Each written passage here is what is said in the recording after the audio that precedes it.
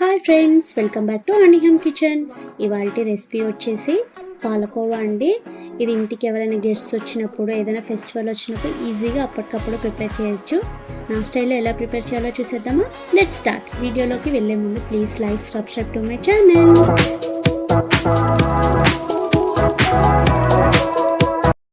Here are the ingredients. ఒక pan తీసుకొని అందులో 1 కప్ ఆఫ్ మిల్క్ అనేది యాడ్ చేసుకోవాలండి. ఇది స్టవ్ ఆఫ్ చేసుకొని చేసుకోవాలి. ఇందులో 1 కప్, అదే కప్ తోటి మనం మిల్క్ పౌడర్ కూడా యాడ్ చేసుకోవాలి. సో బాగా ఉండలు లేకుండా బాగా కలుపుకోవాలండి చూసుకుంటూ. ఒక 2 మినిట్స్ అలా కలుపుకున్న తర్వాత మళ్ళీ అదే కప్ తోటి ఇంకొక కప్ అనేది మిల్క్ అనేది యాడ్ చేసుకున్నాను. ఇక్కడ టోటల్గా 2 కప్స్ ఆఫ్ మిల్క్కి నేను 1 కప్ ఆఫ్ మిల్క్ పౌడర్ అనేది యాడ్ చేసుకున్నాను. నేను ఇక్కడ బాగా కలుపుకోవాలి. సో ఇప్పుడు ఏంటంటే మనం బాగా కలుపుకున్న తర్వాత స్టవ్ అనేది ఆన్ చేసుకొని బాగా కలుపుకుంటూ ఉండాలండి. కలుపుకోవడం అనేది అసలు ఆపకూడదు, కింద అనేది మనకి మాడిపోతుంది. సో అంచుల వెంట బాగా తీసుకుంటూ కలుపుకోవాలండి. చూసారా, కన్సిస్టెన్సీ అనేది కొంచెం దగ్గరకు వచ్చింది. మనకి బాగా కలుపుకుంటూ ఉండి చెక్ చేసుకుంటూ ఉండాలండి.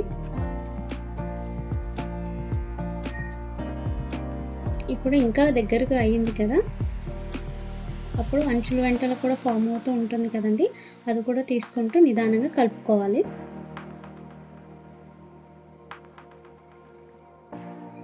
ఈ స్వీట్కి ఏంటంటే మనం దగ్గర అలా ఉండి కలుపుకుంటూ ఉండాలండి, వదిలేయకూడదు అలాగా.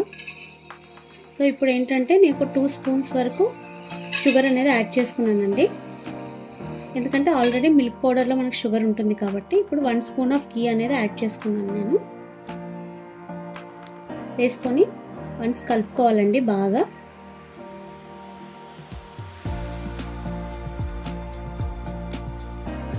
కన్సిస్టెన్సీ అనేది మనకి బాగా దగ్గర పడాలి.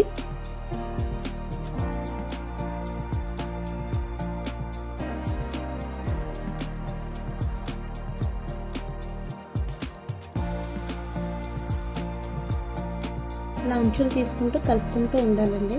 చూసారా, కన్సిస్టెన్సీ అనేది బాగా దగ్గర పడింది. సో వన్స్ కలుపుకున్న తర్వాత స్టవ్ ఆఫ్ చేసి ఒక 15 మినిట్స్ పక్కన పెట్టుకోవాలండి. చూసారా, కన్సిస్టెన్సీ అనేది దగ్గర పడింది కదా, బాగా చల్లగైపోయి.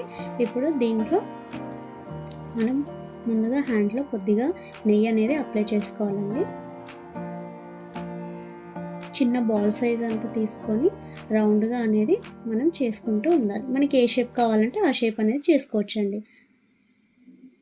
చూసారా ఎంత స్మూత్గా, ఎంత బాగా కనిపిస్తున్నాయో.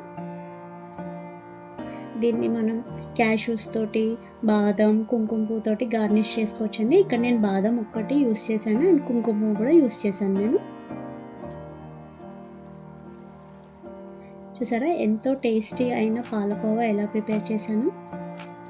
ఇది ఏదైనా ఫెస్టివల్స్కి కూడా ప్రిపేర్ చేస్తే చాలా చాలా బాగుంటుందండి. ఇది నోట్లో పెట్టుకుంటే కూడా అలా కరిగిపోతుందండి, చాలా బాగుంటుంది. చూసారా ఎంత స్మూత్ అండ్ సాఫ్ట్గా ఉన్నాయో. మీరు కూడా ట్రై చేసి ఎలా ఉందో నాకు కింద కామెంట్ సెక్షన్లో కామెంట్ చేయండి. Thank you for watching. Bye.